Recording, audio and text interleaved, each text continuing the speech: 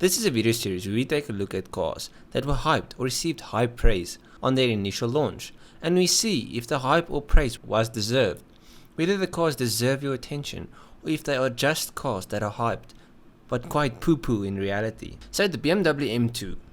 When the BMW M2 was released in 2017, the car received high praises from countless car magazines, and even Jeremy Clarkson loved it and called it his favorite M car. Because of how the M2 was set up, the car was fast in a straight line and loved corners too. The main praise the M2 got was the way it drove. It's an old school M car, lightweight, loads of powers and rear wheel drive. But before we get further into the video, thank you for taking 5 minutes of your day and spending it with me. If you like this style of content, leave a like and subscribe. But watch the video first. Don't like it if you think it's a crappy vid, but if you do like it, awesome, I really like you and I appreciate you. Anyways, let's get back to the video. Let's talk about styling.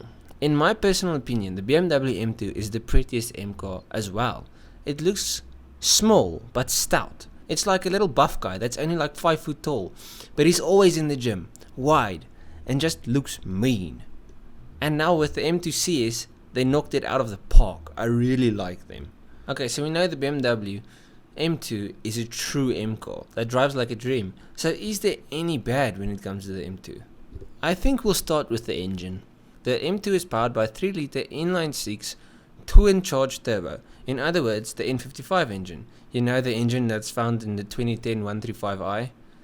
So the engine is a bit old, and I think the 335 brake horse N54 in the 1M is better because of the tuning potential of the N54. But the N55 is good in its own right. It is a more reliable straight-six turbo engine, and they do produce some serious power. But here is my main problem with the N55 and the M2.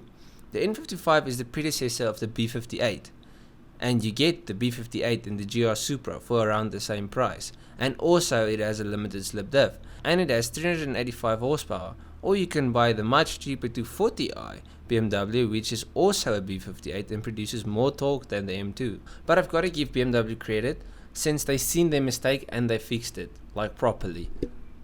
The M2 competition, which is now the base M2, is powered by the same S55 that you can find in the M3, wrapped up in a much smaller body, which takes the power up to 405 horsepower and 550 Nm of torque.